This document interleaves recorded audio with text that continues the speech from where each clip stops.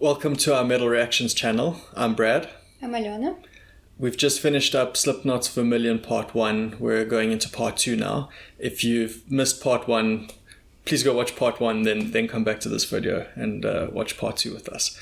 So we've done the anticipation, we've done the build-up, the obsession, the victim, the prey, the predator.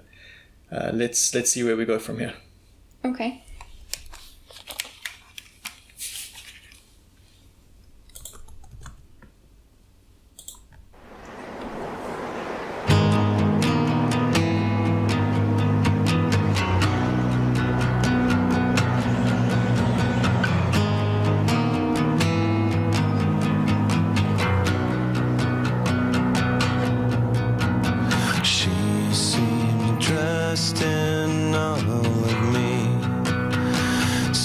Across my shame, all the torment and the pain leaked through and covered me.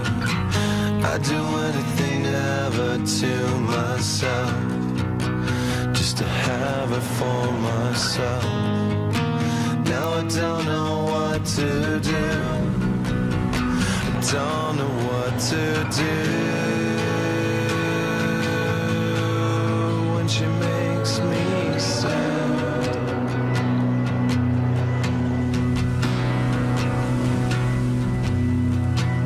She is everything to me, the unrequited dream, the song that no one sings, the unattainable.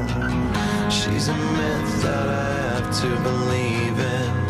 All I need to make it real is one more reason. I don't know what to do, I don't know what to do when she makes me sad.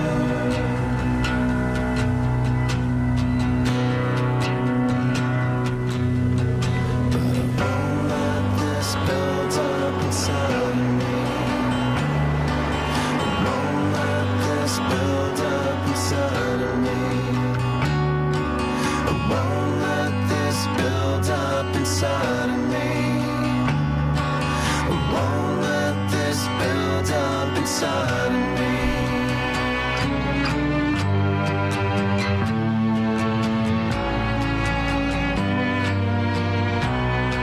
I catch in my throat, choke, torn into pieces. I won't, no, I don't wanna be this, but I won't let this build up inside of me. I won't let this build up inside of me. I won't let this build up inside of me. I won't let this build up inside of me.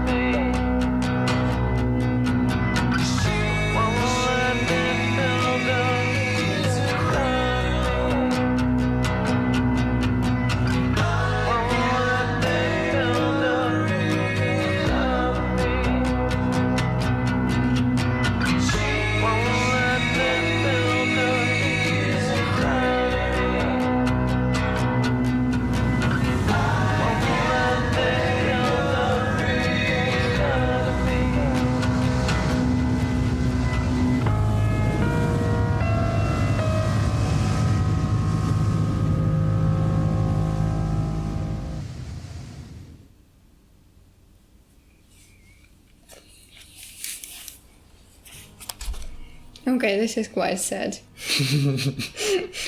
Yeah. So it's already like past the act. If in the first part it was like before it happened, he couldn't make her real. Can I see the lyrics?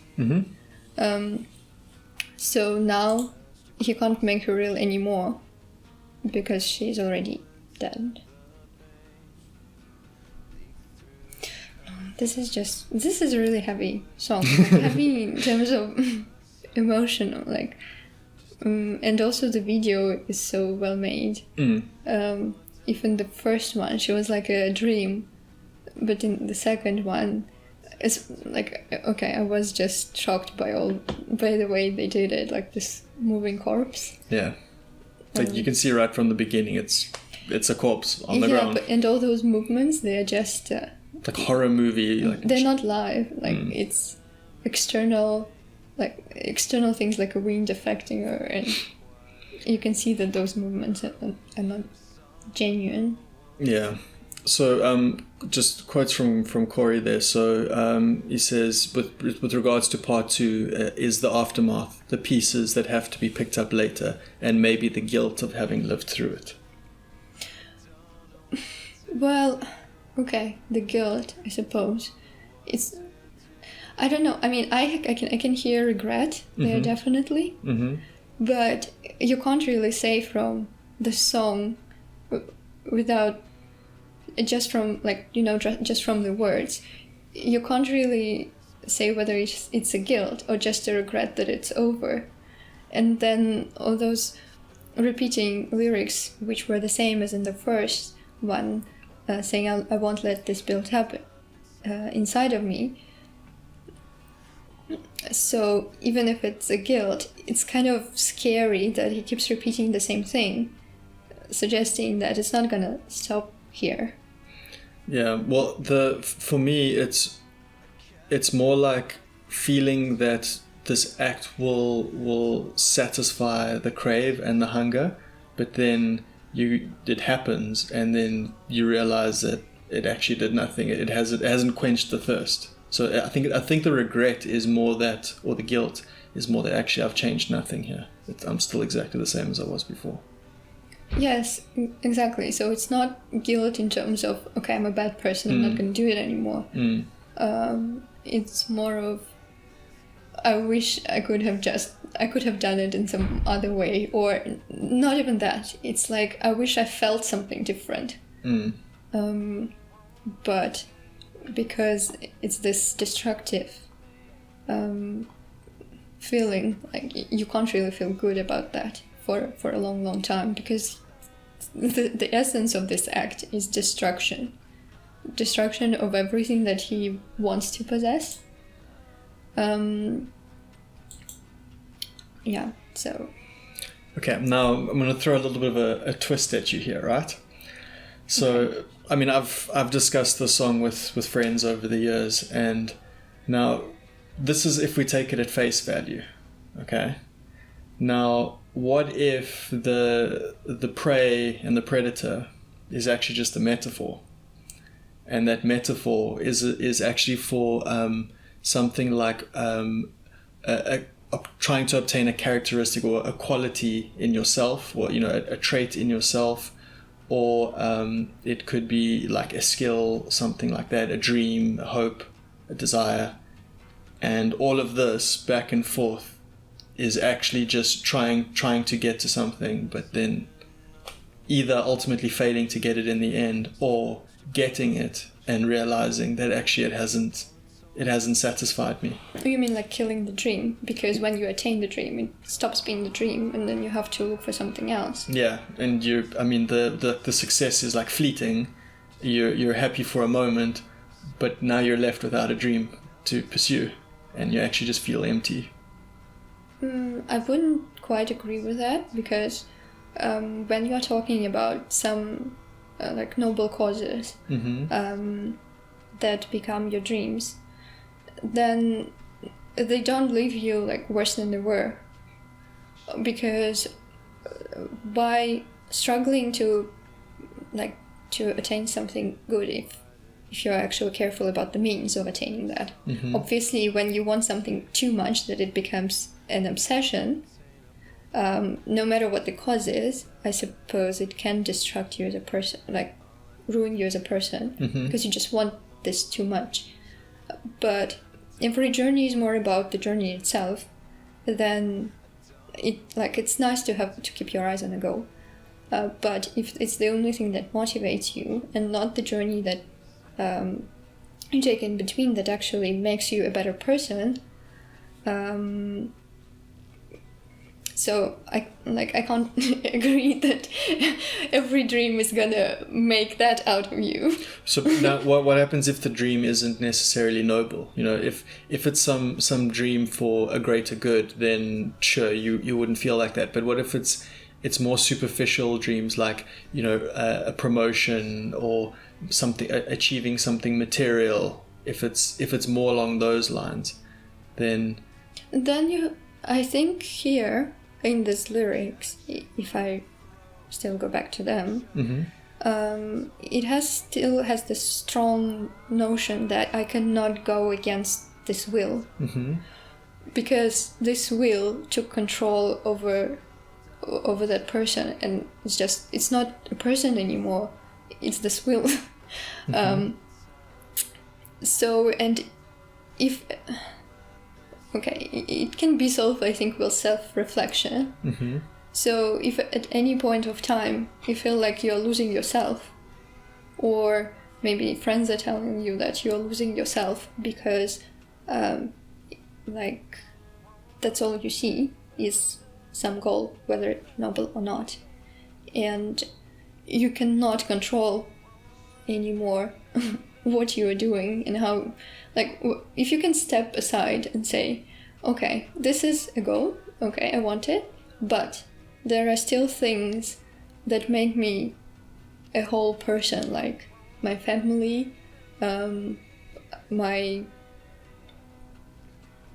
basically my family, I suppose, the people around me. If I'm not hurting them, I'm still okay. But if that goal controls what I'm doing and I'm hurting other people around me and basically destroying them and myself, then maybe you should step back and think about it.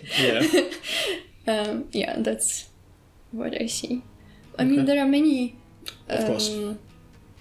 No, I mean, there are many...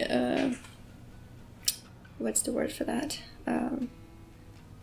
Like reasons to think that it's an obsession. Like signals. So you can't just in a moment, I think, become obsessed unless you are not psychologically stable, I don't know. So it grows. I'm sure even here it shows the dynamic that at the beginning of the song, this obsession wasn't as strong as it was, for example, at the end of the first part.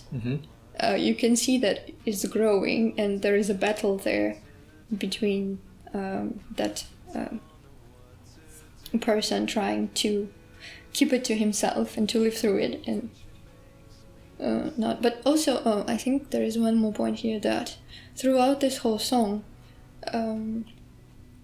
like the lyrical character in it, he's totally alone, and he's trying to battle through it by himself completely. As this girl in the video, she wasn't seen by all those other people around, and she from part one. Yeah, she was isolated completely. So, I mean, obviously, when you're alone battling with the obsession, then you have not as many chances as when there is someone else who sees you, who like holds your hand and takes you from that state when you're not noticed and you feel like you're against the whole world, which is moving very fast, and you can't catch up with it. So maybe it's not per se in the song, but you can feel this loneliness in it, which I would say maybe the question why it got that bad. Yeah. Well, there's no one to pull you out of your own like vicious descent into oblivion. Yeah, exactly. Okay. Let us know in the comments what you think, what you take from the song, and you know, anything else that you see in the song that we maybe missed or haven't spoken about. Instrumentals. So part 1 and part 2 very different. I think part 1 is more complicated. Well, because there is a faster rhythm, and also it's more. I think there were like more emotions and feelings, and the music was also contributing to this effect of like discord and battle within. While in the second part, so the music is slower and more smooth and sad. Yeah, and of course, like the whole thing is very sad. Sorry that we picked such a sad song. Yeah, but it corresponds well with the idea, I think. Yeah, for me, they work really well as, you know, one the build up, the intensity, the adrenaline, and then the adrenaline's gone in part 2. You're just left with sadness and regret and somber. Yeah, I mean, in isolation, I've always preferred part 1, just because instrumentally I like it heavier, but I always had time for part 2 as well. I think I would prefer part 1 because there is no conclusion there yet. It is still, there's still hope. Yeah, exactly. There's still it's the battle is still ongoing, so maybe we can be hopeful and nothing bad happens. But alas, we were wrong. Yeah. Okay. Let us know what you thought, and any other suggestions, Slipknot suggestions, or otherwise. Something probably in a similar vocal style to this. You enjoyed the vocals? Yeah, very much. That was amazing. I didn't expect that. They have such good songs. Yeah. Yeah, enjoyed it a lot. Cool. We'll see you next time. See you.